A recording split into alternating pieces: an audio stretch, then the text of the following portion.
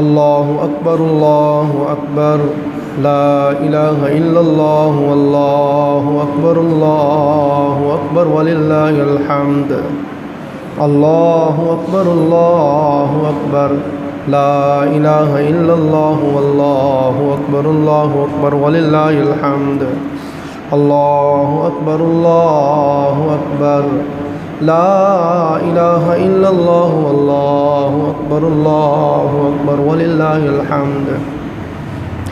حمد و صلوات کے بعد نہایت ہی واجب الاحترام معزز و مکرم سامعین و حاضرین اکرام، اللہ رب العزت کا لاتعداد بار شکر ہے جس نے ہمیں ہماری زندگیوں میں ایک بار پھر عید الاضحیٰ کی یہ مبارک ساعتیں نصیب فرمائیں۔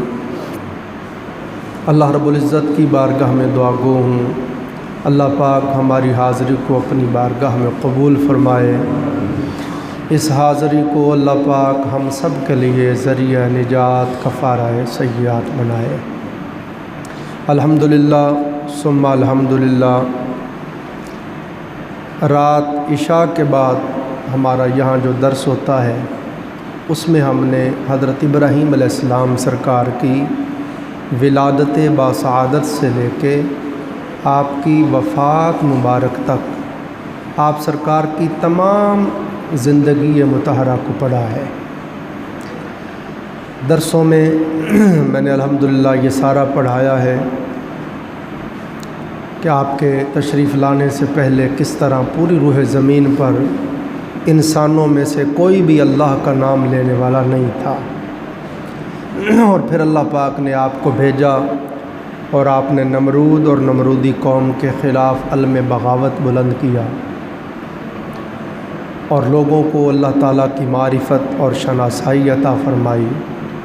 کس طرح آپ سرکار کو آگ میں ڈالا گیا، کیسے آپ کے لیے اللہ نے آگ کو گلزار بنا دیا، کیسے اللہ کے لیے آپ نے ہجرت فرمائی، کیسے اللہ کے حکم پر آپ نے اپنی بیوی اور بچے کو وادی غیر ذی زرع میں چھوڑا، اور کیسے آپ اور آپ کی اولاد کے ذریعے سے اللہ نے کعبۃ اللہ کو تعمیر کیا، اور کیسے کعبۃ اللہ آپ کی وجہ سے مکہ آباد ہوا، کیسے آپ سرکار نے حضرت اسماعیل علیہ السلام کی قربانی پیش کی، اور آپ کے فضائل کیا ہیں، آپ کے مناقب کیا ہیں، آپ کے خصائل کیا ہیں، آپ کی عظمتیں کیا ہیں، آپ کی شانیں کیا ہیں، یہ ساری چیزوں کو الحمدللہ ہم نے پورا مہینہ پڑھا۔ جمعۃ المبارک کے خطبات میں آپ نے سماعت کیا۔ میں نے قربانی کے بارے میں عرض کیا کہ قربانی کب سے شروع ہوئی، قربانی کی ساری تاریخ کو مفصلاً میں نے آپ کی خدمت میں عرض کیا۔ حضرت آدم علیہ السلام کے بیٹے حابیل قابیل کی قربانی سے لے کے سیدنا ابراہیم علیہ السلام سرکار کی قربانی تک، اور پھر آج تک جو ہم قربانیاں پیش کرتے ہیں، ان ساری چیزوں کو میں نے آپ کی خدمت میں مفصلاً عرض کیا۔ اس کے بعد ہم نے قربانی کے فضائل کو تفصیل کے ساتھ پڑھا۔ اب اللہ تعالیٰ کی توفیق سے جو کل جمعہ شریف گزرا ہے اس میں آپ نے قربانی کے جو بڑے اہم مسائل تھے ان کو میں نے بڑی تفصیل کے ساتھ آپ کی خدمت میں عرض کیا۔ اب کچھ چیزیں رہ گئی تھیں، 5-10 منٹ ہیں، ان میں ہم ان کو پڑھیں گے۔ سب سے پہلی چیز یہ ہے کہ قربانی کا جانور جب آپ لیں تو آقا علیہ السلام کی سنت مبارکہ ہے کہ جتنا ہو سکے خوبصورت سے خوبصورت جانور لے، موٹا تازہ ہو، فربا ہو، حسین ہو۔ آقا علیہ السلام نے خود حکم فرمایا، اما عائشہ رضی اللہ عنہا فرماتی ہیں آقا علیہ السلام نے خود حکم دیا قربانی کے دن، سرکار پاک نے فرمایا کہ سیاہ ایسا جانور لاؤ جو سیاہی میں چلتا ہو، سیاہی میں دیکھتا ہو، یعنی اس کی ٹانگیں بھی سیاہ ہوں، اس کی آنکھیں بھی سیاہ ہو، اس کا جسم بھی سیاہ ہو۔ تو اس سیاہ رنگ کا مینڈا آقا علیہ السلام کی خدمت میں پیش کیا گیا، آقا علیہ السلام نے اس کو ذبح فرمایا۔ تو اس حدیث سے فقہا نے یہ مسئلہ مستنبط کیا، فرماتے ہیں کہ جب آپ قربانی کرنے لگیں، جانور خریدنے لگیں، تو حضور کی سنت مبارکہ ہے خوبصورت سے خوبصورت جانور کا اہتمام کریں۔ پھر جب قربانی کرتے ہیں تو اس کے لیے آقا علیہ السلام نے فرمایا جن کی قربانی جن جانوروں کی ہو سکتی ہے اس میں اونٹ ہے اور اونٹنی ہے۔ اونٹ اور اونٹنی اگر آپ کرتے ہیں تو اس کی عمر کم از کم 5 سال ہونی چاہیے۔ اونٹ اور اونٹنی کی عمر کم از کم 5 سال ہونی چاہیے۔ اگر گائے، بیل، بھینس، بھینسا ان کی قربانی کرتے ہیں تو ان کی عمر کم از کم 2 سال ہونی چاہیے۔ اگر بکرا کرتے ہیں، بکری کرتے ہیں، چھترا کرتے ہیں، بھیڑ کرتے ہیں، دمبا کرتے ہیں تو ان کی عمر کم از کم 1 سال ہونی چاہیے۔ دمبا یا چھترا دیکھنے میں سال کا لگے، عمر بھلے 6 مہینے ہی ہو، مگر دیکھنے میں اتنا فربا ہو، اتنا خوبصورت ہو کہ لگے کہ یہ سال کا ہے، تو دمبے اور چھترے کی 6 مہینے کی بھی قربانی ہو جائے گی اگر وہ دیکھنے میں سال کا لگے۔ بکری بکرے کے لیے شرط ہے کہ پورے سال کی اس کی عمر ہو۔ اسی طرح عزیزان محترم جب ہم قربانی کرتے ہیں تو بکری اگر کوئی ذبح کر رہا ہے یا بکرا ذبح کر رہا ہے یا چھترا ذبح کر رہا ہے، بھیڑ ذبح کر رہا ہے، دمبا ذبح کر رہا ہے، تو یہ جانور ایک آدمی کی طرف سے ایک ہی ہے۔ بکری ایک بندے کی طرف سے ہی ہے، بکرا، دمبا، سمجھ رہے ہیں سارے دوست؟ مگر آقا علیہ الصلوۃ والسلام نے اپنے اختیار کو بروئے کار لاتے ہوئے، میں نے اس کے اوپر بڑی تفصیل کے ساتھ پچھلے جمعوں میں اس کو بیان کیا کہ ایک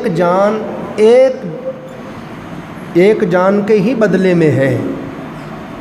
اونٹ میں بھی ایک جان ہے، گائے میں بھی ایک ہی جان ہے، بکری بکرے میں بھی ایک ہی جان ہے، مگر آقا علیہ السلام نے شفقتاً، عنایتاً اپنے اختیار کو بروئے کار لاتے ہوئے امت کی آسانی کے لیے اور امت کے متوسط درجے اور غرباء و مساکین کا خیال کرتے ہوئے کہ وہ بھی حصہ لے لیں، وہ بھی اجر و ثواب پا جائیں، ان کے بچے بھی دوسروں کے منہ کو نہ دیکھیں، تو آقا علیہ السلام نے فرمایا کہ گائے میں بھی بھلے جان ایک ہی ہے، اونٹ میں بھی بھلے جان ایک ہی ہے، مگر میں مصطفیٰ تمہیں اجازت دیتا ہوں گائے میں 7 آدمی شریک ہو جایا کرو، اونٹ میں 7 آدمی شریک ہو جایا کرو۔ تو یہ آقا علیہ السلام نے اجازت فرمائی۔ اسی طرح عزیزان محترم جب ہم قربانی کرتے ہیں تو جب آپ قربانی کر رہے ہیں، مثلا ایک گائے 7 آدمی مل کے ذبح کر رہے ہیں، تو ان میں سے کوئی غیر مسلم شریک ہو جاتا ہے، توجہ کریں خاص بات کہہ رہا ہوں، گائے ہے اس میں 7 حصے ہیں، 6 آدمی مسلمان ہیں، ایک ان میں غیر مسلم آ جاتا ہے، ایک غیر مسلم کافر کوئی آ جاتا ہے، شریک ہو جاتا ہے، بھلے لا علمی سے ہی ہو اور اس کی نیت گوشت حاصل کرنا ہے، تو فقہا فرماتے ہیں کسی کی بھی قربانی نہیں ہوگی۔ یہ ہم شرائط قربانی میں پڑھ آئے ہیں پیچھے کہ قربانی کی پہلی شرط ہی یہ ہے کہ جو قربانی کر رہا ہے وہ مسلمان ہو، صاحب ایمان ہو۔ غیر مسلم کی جو ایمان کی دولت سے محروم ہے اس کی قربانی قبول نہیں ہوتی۔ اسی طرح جب آپ قربانی کر رہے ہیں تو آپ کی نیت خالص اللہ کی رضا کی ہونی چاہیے، دکھلاوا نہ ہو، ریاکاری نہ ہو، اپنی بڑائی، اپنا تفاخر ظاہر کرنا نہ ہو۔ اگر 7 آدمیوں میں سے کوئی ایک آدمی بھی ایسا شریک ہو گیا جس کی نیت کے اندر اخلاص نہیں ہے تو فقہا فرماتے ہیں وہ قربانی بھی قبول نہیں ہوگی۔ یہ اس لیے زور دیا جا رہا ہے کہ ساتوں کے ساتوں آدمی جو شریک ہو رہے ہیں ان کی نیت کے اندر للہیت ہونی چاہیے، لوجہیت ہونی چاہیے، اخلاص ہونا چاہیے۔ میں نے جمعے پہ تفصیل سے اس کو عرض کر دیا، اگر آپ کی نیت کے اندر للہیت نہیں ہے، لوجہیت نہیں ہے، آپ اپنی شہرت کے لیے قربانی کر رہے ہیں، دکھلاوے کے لیے کر رہے ہیں، تفاخر کے لیے کر رہے ہیں، اپنی بڑائی اپنی مالداری کو ظاہر کرنے کے لیے کر رہے ہیں، تو بھلے بڑے سے بڑا جانور لے آئیں، مہنگے سے مہنگا لے آئیں، خوبصورت سے خوبصورت لے آئیں، اللہ کے دربار میں وہ قبول نہیں ہوتا۔ اگر نیت صحیح ہے تو بھلے بہت مہنگا نہ بھی ہو، اللہ کے حضور قبول ہوتا ہے۔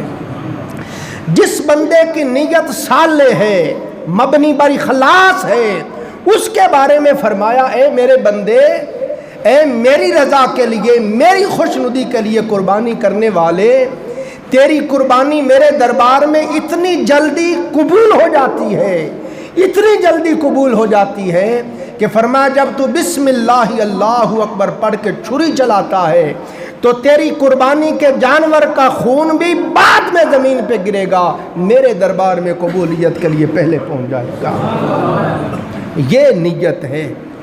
تو اس لیے فقہاء نے زور دے کے کہا جتنے لوگ بھی آپ تنہا قربانی کر رہے ہیں یا مل کر ایک جانور میں 7 آدمی مل کے حصہ لے کے قربانی کر رہے ہیں، فرماتے ہیں نیت صحیح ہونی چاہیے۔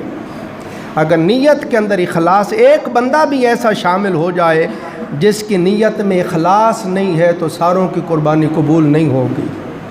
اس لیے کسی کے ذہن میں شیطان اس طرح کا وسوسہ ڈالتا ہے کہ لوگ کہیں گے بڑا امیر ہے، بڑا سخی ہے، بڑا فیاض ہے، تو اس پر استغفار کرنا چاہیے، اللہ تعالیٰ سے معافی مانگنی چاہیے، اللہ کے دربار میں عرض کرنی چاہیے باری تعالیٰ یہ کتا نفس، یہ شیطان ایسے بھونکتا ہے، میں کون ہوتا ہوں خیرات کرنے والا، میں کون ہوتا ہوں قربانی کرنے والا، میں کون ہوتا ہوں تیری راہ میں دینے والا، اے کریم تیری عطا سے ہی کر رہا ہوں، اگر تو مجھے دیتا ہی نہ تو میں کہاں سے دیتا، اور میرا کیا ہے کریم، تو نے دیا، تیرے دیے ہوئے میں سے دے رہا ہوں۔ بات سمجھ گئے؟ تو یہ نیت کے اندر اخلاص پیدا کریں۔ اسی طرح کوئی جانور گائے ذبح کر رہے ہیں قربانی کے لیے، تو اس میں ایک آدمی ہے وہ کہتا ہے میں نے اپنا عقیقہ کرنا ہے یا اپنے بچے کا عقیقہ کرنا ہے تو اس کا حصہ ڈال رہا ہوں، تو ایسا کر سکتے ہیں۔ قربانی کے جانور میں 6 آدمی قربانی کر رہے ہیں اور 7واں کہے میں نے بچے کا عقیقہ کرنا ہے، تو عقیقے کی نیت سے قربانی کے جانور میں شریک ہو سکتے ہیں۔ اسی طرح کوئی بندہ حج پہ گیا، اس سے کوئی غلطی ہو گئی، ہاں جی، تو اس کے اوپر دم واجب آ گیا، غلطی ہو جاتی نا تو اس کے اوپر حکم ہوتا ہے کہ اب ایک آدمی ہے اس کے اوپر دم واجب ہو گیا، حج پہ گیا تھا کوئی غلطی ہو گئی، تو وہ اپنے دم والی قربانی دینا چاہتا ہے تو وہ بھی اس میں شریک ہو سکتا ہے، وہ بھی اس میں کہ ایک حصہ اس نیت سے رکھ لے کہ وہ جو میرے اوپر دم واجب تھا اس سے میں بری و ذمہ ہو جاؤں، تو وہ بھی اس میں شریک ہو سکتا ہے۔ اسی طرح عزیزان محترم جانور آقا علیہ السلام نے فرمایا جب آپ خریدیں تو وہ ہر عیب سے پاک ہونا چاہیے، خوبصورت حسین و جمیل ہونا چاہیے۔ مولا علی شیر ماشاء اللہ، مولا علی شیر خدا رضی اللہ تعالیٰ عنہ راوی آقا علیہ السلام نے فرمایا 4 قسم کے جانوروں کی قربانی جائز نہیں ہے، 4 قسم کے جانوروں کی قربانی جائز نہیں ہے۔ آقا علیہ السلام نے فرمایا ایسا کانا جس کا کانا پن ظاہر ہو، نمبر 2 فرمایا ایسا بیمار جس کی بیماری ظاہر ہو، مثال کے طور پہ پاؤں پہ چوٹ لگ گئی ہے، اب وہ چلتا ہے تو پاؤں جو ہے صحیح نہیں رکھتا، لنگڑا کے چلتا ہے، تو کہتے ہیں کہ یہ عیب ہے، یہ دھیان کرے اس طرح کا عیب نہ ہو، یا بیماری کی وجہ سے اٹھ نہ سکے، بیٹھ نہ سکے، چل نہ سکے، تو ایسے جانور کی قربانی نہیں ہوتی۔ ایسا لنگڑا جانور جس کا لنگڑا پن ظاہر ہو، اور ایسا کمزور جانور جس کی ہڈیوں کے اندر مغز ہی نہ ہو، ایسا کمزور جانور جس کی ہڈیوں میں مغز ہی نہ ہو، صحیح طریقے سے چل ہی نہ سکے، قربان گاہ تک جا ہی نہ سکے، ایسے جانور کی بھی قربانی جائز۔ جانور کو ذبح کرنے سے پہلے آقا علیہ السلام نے حکم دیا ہے کہ اپنے جانور کو پانی پلائیں، چارہ کھلائیں، اور جب ذبح کرنے لگیں اگر چھری کو تیز کرنا ہو تو جانور کے سامنے چھری کو تیز نہ کریں، اور پھر اس کو اس طرح سے لٹائیں۔ جانور کو جب ذبح کرنے لگیں تو بائیں پہلو لٹائیں۔ میری طرف توجہ کریں، خاص بات سمجھا رہا ہوں۔ جانور مثال کے طور پہ بکری آپ ذبح کرنے لگیں تو اس کے پاؤں قبلہ شریف کی طرف کریں گے، سر اس طرف ہو جائے گا اور ٹانگیں ادھر قبلہ شریف کی طرف ہوں گی۔ اس طرح سے لٹانا ہے۔ کئی دوست ہیں گائے کو جب ذبح کرتے ہیں ہم دیکھتے ہیں تو اس کو رسی سے باندھ کے الٹا سیدھا گرا دیتے ہیں، پھر گرا کے کھینچ کے اس کو سیدھا کرتے ہیں، تو علماء نے اس سے منع کیا ہے۔ اس سے جانور کو تکلیف ہوتی ہے، اس کی بھی تکریم ہے، اور اس نے قیامت کے دن آپ کی سواری بننا ہے۔ تو جہاں تک ہو سکے جانور کو تکلیف نہ دیں، پیار کے ساتھ ذبح کریں۔ تو ذبح کرنے سے پہلے پڑھیں انی وجہت وجہی للذی فطر السماوات والارض حنیفا وما انا من المشرکین ان صلاتی ونسکی ومحیای ومماتی للہ رب العالمین لا شریک لہ وبذالک امرت وانا من المسلمین۔ یہ پڑھنا ہے، یہ نیت ہے۔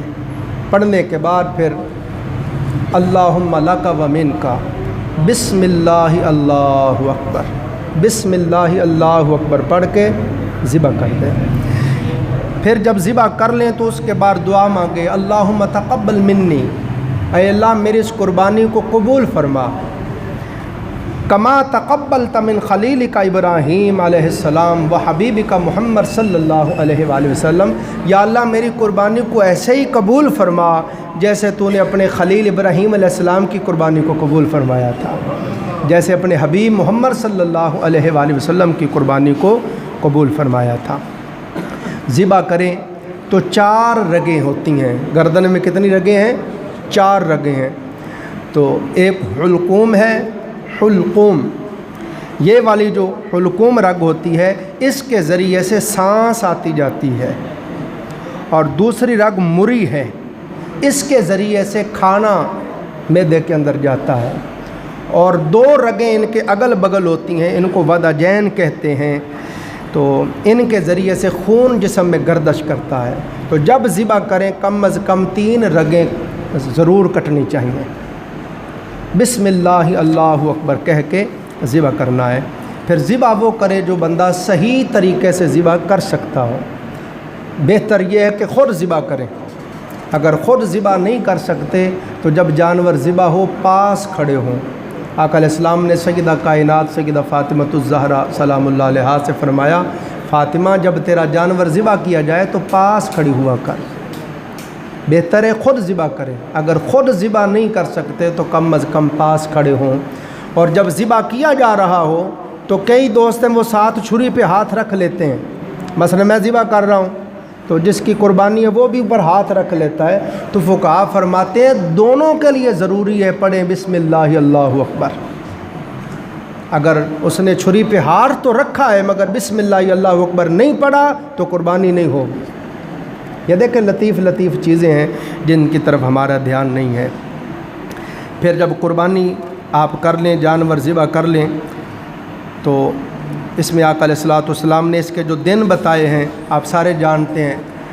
10 ذو الحجہ شریف کی صبح سے لے کر، یعنی اب ہم نے فجر نماز پڑھی، دن طلوع ہو گیا، تو اب ہم اللہ کی توفیق سے عید کی نماز پڑھ رہے ہیں۔ اب عید کی نماز پڑھ کے سارا دن آپ قربانی کریں شام تک، پھر اگلے دن کریں، پھر اگلے دن کریں، 10، 11، 12 یہ 3 دن ہیں، اور اس میں 2 راتیں آتی ہیں۔ رات کے وقت بھی قربانی ہو جاتی ہے مگر مکروہ ہے، رات کو ذبح کرنے سے علماء نے منع فرمایا ہے، بہتر ہے، زیادہ افضل ہے، زیادہ ثواب ہے دن کے وقت کریں۔ تو یہ 3 دن کے اندر 10، 11، 12 کے غروب آفتاب سے پہلے تک آپ یہ 3 دن ذبح کر سکتے ہیں۔ پھر جب آپ جانور کو ذبح کر لیں، اس کا گوشت بنائیں، تو اس کے لیے پھر فقہا بیان کرتے ہیں کہ قربانی کا تقاضا یہ ہے۔ سب سے پہلی چیز یہ فقہا نے بیان کی ہے کہ ایک بندے نے بکری ذبح کی ہے، ان کے اپنے گھر والے، فیملی والے اتنے زیادہ لوگ ہیں کہ اگر وہ خود ہی گھر پکائیں، تقسیم کریں تو ختم ہو جائے گا، تو اجازت ہے وہ خود ہی اپنے گھر میں تقسیم کر سکتے ہیں، خود ہی اپنے گھر میں اجازت ہے۔ اور اگر پھر فقہا نے یہ بیان کیا ہے کہ قربانی کا تقاضا یہ ہے اور مستحب یہ ہے کہ جس طرح آپ اللہ کے لیے اپنی قربانی پیش کر رہے ہیں، ایسے اپنی خواہشات کو بھی قربان کریں۔ اگر اللہ نے توفیق دی ہو، ایک آدمی ہے وہ لاکھوں پتی ہے، کروڑوں پتی ہے، روزانہ گھر میں بکرے پکا پکا کے کھاتا ہے، تو اس کے لیے بہتر یہ ہے کہ سارا غریبوں میں تقسیم کرے۔ ہم دیکھتے ہیں کئی دوست بڑے بڑے جانور کرتے ہیں، گائے کی اونٹ بانٹ دیتے ہیں، بکرے پورے فریجوں میں رکھ لیتے ہیں۔ یہ قربانی کے خلاف ہے، قربانی کی روح کے خلاف ہے۔ بات سمجھ رہے ہیں سارے دوست؟ یہ قربانی کی روح کے خلاف ہے۔ تو اس کے 3 حصے آقا علیہ السلام نے بالعموم فرمایا، جب آپ جانور ذبح کر لیں تو 3 حصے کر لیں۔ ایک حصہ اپنے گھر والوں کے لیے رکھ لیں، ایک حصہ غرباء کے لیے، مساکین کے لیے، اور ایک حصہ اپنے احباب، دوست احباب کے لیے۔ اگر آپ کو اللہ نے توفیق دی ہے تو آپ سارا بھی تقسیم کر دیں تو اور زیادہ اجر، زیادہ ثواب ہے۔ وقت ختم ہو گیا۔ اللہ تعالی ہم سب کو سمجھنے اور عمل کرنے کی توفیق عطا فرمائے۔